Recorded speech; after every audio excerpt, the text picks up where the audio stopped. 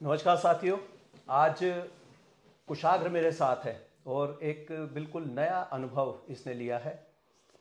थी तो बड़ी गंभीर घटना जो इनके साथ आज घटित हुई, लेकिन उसके बाद मैंने इन्हें समझाया कि इसमें रोने धोने से कोई फ़ायदा नहीं है, आइए कानूनी कार्रवाई करते हैं। तो अब आगे का वृतांत कुशाग्र सीधे सुनाएंगे। जी, हुआ ये था, मेरी छुट्टियां चल रही हैं। काफ़ी ज़्यादा अच्छा लग रहा था।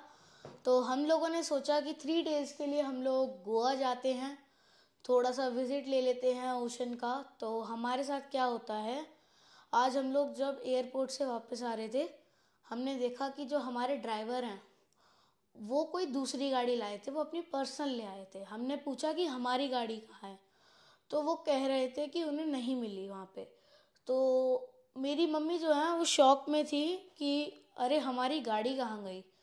हम लोगों को पता चलता है कि वो गाड़ी चोरी हो चुकी है। वो एक वाइट कलर की i20 थी जिसका नंबर था UP14CW8788। और उस गाड़ी से मेरी काफ़ी सारी मेमोरीज जुड़ी हुई हैं, बिकॉज़ वो मेरी चाइल्डहुड की फर्स्ट गाड़ी थी जिसमें मैं बैठा था।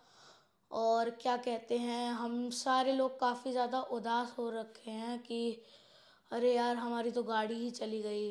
कि और वैसे भी उस गाड़ी की कोई रीसेल वैल्यू नहीं है, तो वो क्राइम में यूज़ होगी। बाकी का आपको प्रेम प्रकाश जी बताएंगे।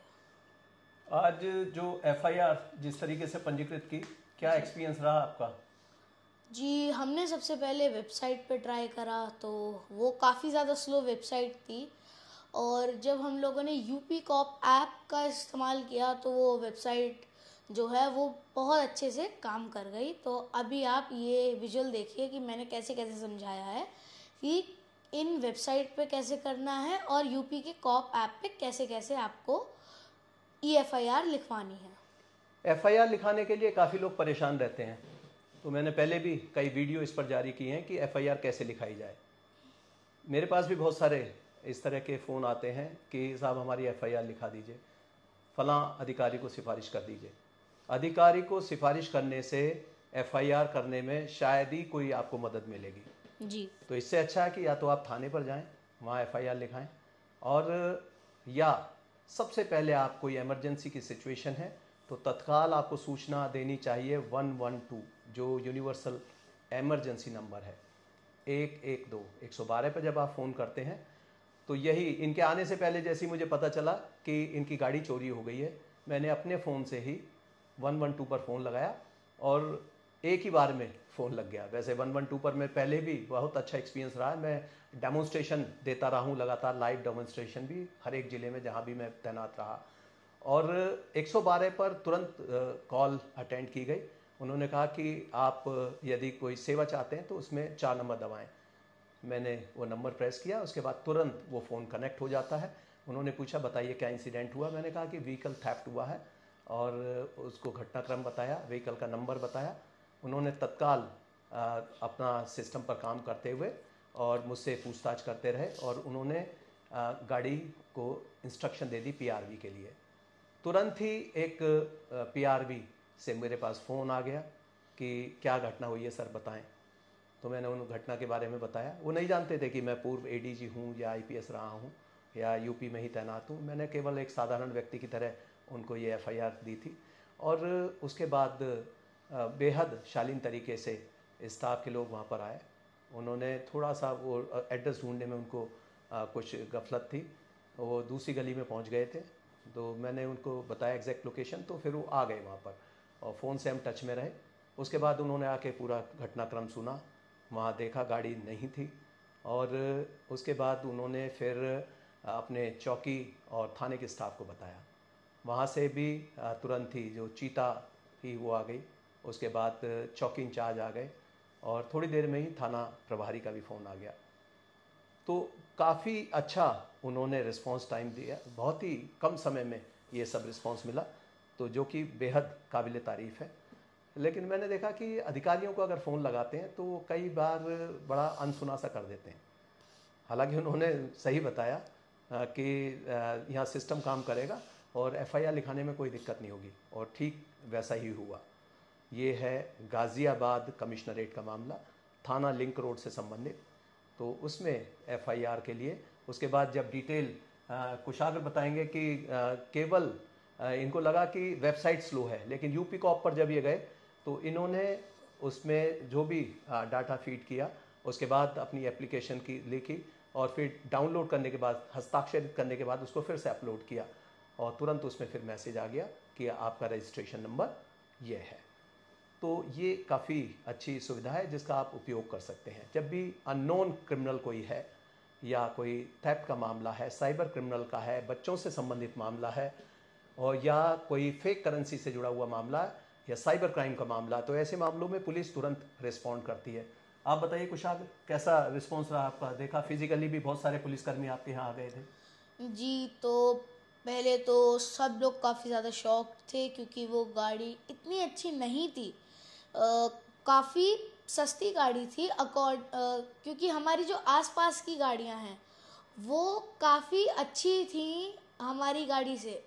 लेकिन जब पुलिस आई तो सब लोग एक बार कॉम हो गए कि चलो पुलिस आ गई है, गाड़ी मिल जाएगी, और अगर नहीं भी मिलती है तो हमारी इंश्योरेंस एक्टिवेटेड है।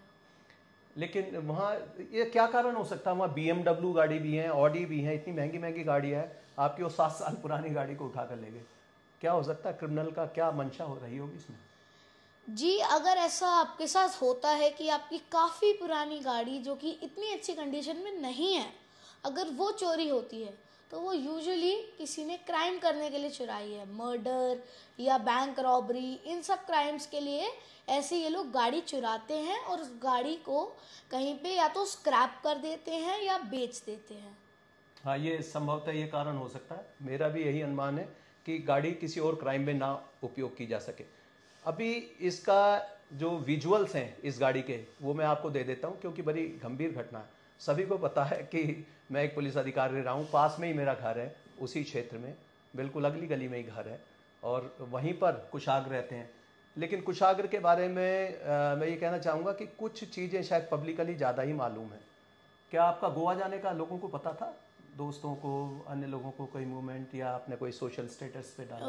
जी, सोशल स्टेटस पे मैंने नहीं डाला, बट आई थिंक कि मेरे एल्डर ब्रदर जो कि 14 ईयर्स ओल्ड है, उसने आई थिंक ये अपने दोस्तों को या रिलेटिव्स को बता दिया होगा कि हम लोग बाहर घूमने जा रहे हैं, या तो कोई हमें बाहर से निगरानी रख रहा था कि ये लोग क्या कर रहे हैं और कहाँ जा रहे हैं, और उसने जैसे ही देखा कि ये लोग घूमने गए हैं, उसने एक दिन बाद 5 AM to 8 AM के टाइम स्लॉट में हमारी गाड़ी चुरा ली। ये है तो काफ़ी गंभीर घटना, लेकिन मुझे पूरी आशा कि जिस तरह पुलिस ने मुस्तैदी का परिचय दिया, ये गाड़ी अवश्य बरामद हो गई। और एक और इसमें जानकारी मैं कुशाग्र आपसे पूछना चाहूँगा कि ये बताइए कि त्वरित रूप से इसको रजिस्ट्रेशन कराने की क्यों जल्दी थी आपको? जी, रजिस्ट्रेशन कराने की जल्दी इसलिए थी कि अगर हमारे एरिया से बाहर निकलती है तो पुलिस को उस चीज़ को नोटिफाई हो जाए। तो जो वो फुट पेट्रोलिंग जो पुलिस ऑफिसर्स करते हैं, अगर उन्हें उस गाड़ी का नंबर किसी ट्रैफिक कैमरा में दिखता है या खुद दिखता है या किसी टोल टैक्स के बूथ पे दिखता है या फास्टैग यूज़ होता है जिससे हमें नोटिफिकेशन आ जाए, तो उस वजह से हमने तुरंत ही FIR करवाई। और ऐसा कोई घटना आपके साथ भी होती है कि आपके किसी फैमिली मेम्बर की गाड़ी चोरी हो गई या आपकी चोरी हो गई है या आपको किसी ने डेथ थ्रेट्स दिए या मारने की कोशिश करी है, तो आपको तुरंत FIR करवानी चाहिए। अगर आप डिले करेंगे कि बेइज्जती हो जाएगी पब्लिक में या ऐसा कुछ, ऐसा बिल्कुल नहीं सोचना चाहिए। अगर आप टाइम पे नहीं करवाएंगे, क्रिमिनल्स को इस चीज़ से कॉन्फिडेंस मिलेगा कि अगर ये लोग FIR इस एरिया में कराते ही नहीं हैं तो हम लोग और चोरी करते हैं। इसलिए आपको सीधा 112 यानी इमरजेंसी हेल्पलाइन नंबर जो कि पूरे वर्ल्ड में काम करता है, आपको उस पर कॉल कर देना चाहिए जैसे ही आप किसी क्राइम पे नोटिफाई होते हैं। तो आप सभी से अनुरोध है, जो भी मेरे इस वीडियो को देख रहे हैं, कि ये गंभीर घटना हुई है और इसमें कुशाग्र की गाड़ी चोरी हो गई है। और इस गाड़ी की चोरी होने से बड़ा सदमा लगा, पूरा परिवार सदमे में है। शायद लोगों को ये भी मालूम है, आपके फादर के बारे में भी लोगों को मालूम है शायद कि वो यहाँ नहीं है। हाँ जी, तो मेरे फादर लक्षद्वीप में पोस्टेड हैं, जो कि इट्स ए रिमोट आइलैंड, जो कि अंडमान की दूसरी साइड है अरेबियन सी में। तो क्या कहते हैं, उसमें इंटरनेट की फैसिलिटी बहुत कम है, कुछ भी नहीं मिलता, बहुत मुश्किल से कॉलिंग हो पाती है। शायद किसी ने उसी चीज़ का फ़ायदा उठा लिया हो। और आपके पिता भी पुलिस अधिकारी हैं जी उनका क्या कहना है इस बारे में कि क्या और कार्रवाई की जाए?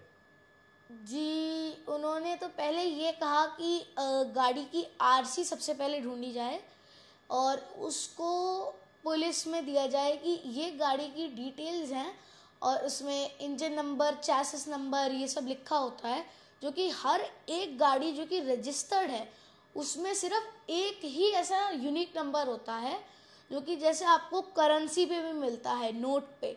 जैसे आईफोन होते हैं, जो फ़ोन होते हैं, उन पे एक सीरियल नंबर लिखा जाता है, जो कि सिर्फ एक इकलौते फ़ोन के लिए होता है। और अगर आप जैसे एप्पल की वेबसाइट पे जाएंगे अपने आईफोन का सीरियल नंबर देखकर, आप उसमें डिटेल देख सकते हैं। सेम चीज़ अगर आप सरकार की वेबसाइट पे जाएं, आप अपनी गाड़ी की भी डिटेल्स देख सकते हैं। लेकिन मैं आपको इसके वेबसाइट के लिए इस चीज़ की वार्निंग दे सकता हूँ कि ये बहुत ही ज़्यादा स्लो वेबसाइट है। हमने आज एक एफआईआर करानी थी, हम लोग अभी आपको उसका रीज़न बताएंगे कि कैसे कैसे होता है। तो यहाँ पे जो है हमें ओटीपी डालना था और ओटीपी आ ही नहीं रहा था, और हमने ऑफिशियल से भी बात करी, वो भी कह रहे थे कि पिछले वीक से ओटीपी नहीं आ रहा है और वेबसाइट में ग्लिच आ रखा है, और ये काफ़ी पुराने यूआरएल पे बेस्ड है, इसलिए वेबसाइट इतनी स्लो है। अब मैं आपको एक सेकंड वे एफआईआर दर्ज करने की बताता हूँ। अब मैं आ चुका हूँ यूपी कॉप ऐप पे। ये उत्तर प्रदेश की पुलिस का ऐप है, जो कि आप प्ले स्टोर या ऐप स्टोर से डाउनलोड कर सकते हैं। तो आपको इसमें लॉगिन करने की कहेगा, जिसमें आपको एक अकाउंट बनाना पड़ेगा, जिसमें नाम और फ़ोन नंबर और एज वगैरह डालनी होती है। तो इसमें ओटीपी फाइन तेज़ी से आ जाता है। तो ये हम लोग अभी हैं होम पे। अब आपको यहाँ पे जाना है एफआईआर पे, बिल्कुल फर्स्ट। यहाँ पे आप view download FIR road accident cases, यहाँ पे सब है, जो कि वो आप रजिस्टर करा सकते हैं। तो आपको यहाँ पे जाना है रजिस्टर EFIR। मैं यहाँ पे चला गया। तो जब आपको ये दिखे, आपको इसे हटा देना है और यहाँ पे आपको सारी डिटेल्स डालनी है कि क्या क्या हुआ है। Name, mobile number, email ID, age और ये सब, ये फला फला, ये सब आपको डालना है। और जब आप यहाँ पे एफआईआर कंटेंट लिख दे, 3000 वर्ड्स की लिमिट है, वेबसाइट पे 10,000 की थी, कि कैसे कैसे हुआ है, जैसे कि मैंने आपको पहले बताया था, ऐसे लिखना होता है। तो जब वो हो जाए, आपको यहाँ पे उसे एक JPEG फाइल में डाउनलोड करना पड़ेगा, और फिर आपको उसका प्रिंट निकलवा के उसकी एक फ़ोटो लेकर अपलोड करनी होती है एप्लीकेशन, जिसमें आपको साइन करना पड़ता है। और जब ये हो जाए, आपके नंबर पे एक मैसेज आएगा एफआईआर नंबर का, और क्या कहते हैं, आपकी एफआईआर रजिस्टर हो जाएगी। तो देखिए, ये हमारी गाड़ी है i20 2016 CRDI मॉडल है, डीजल है, और आपको इसके सारे विजुअल्स दिख जाएंगे, आगे पीछे दाएं बाएं, और आपको इसका नंबर भी दिख रहा है। अगर आपको ये गाड़ी कभी भी दिखती है, प्लीज़ या तो आप पुलिस को बताइए, या तो आप हमारे YouTube चैनल के नंबर पे कॉल करिए। एंड मैं एक बार फिर से रिक्वेस्ट करता हूँ, अगर आपको ये वाली गाड़ी दिखती है कभी भी, आप पुलिस में जाइए और कहिए कि हमें एक स्टोलन कार दिखी है, और आप उस जगह की जहाँ पे ये आपको मिली है उसकी फ़ोटो ले लें, और आप वो फ़ोटो हमें और पुलिस दोनों को भेज दें। धन्यवाद। चलिए, तो आपसे अनुरोध रहेगा कि ये गाड़ी आपको कहीं भी दिखाई देती है तो अपने निकटतम थाने को या किसी PRB को सूचित कर दें, और या हमें भी सूचना दे सकते हैं। मेरा जो यूट्यूब पर नंबर है वो है 9454483422 9454483422। Thank you.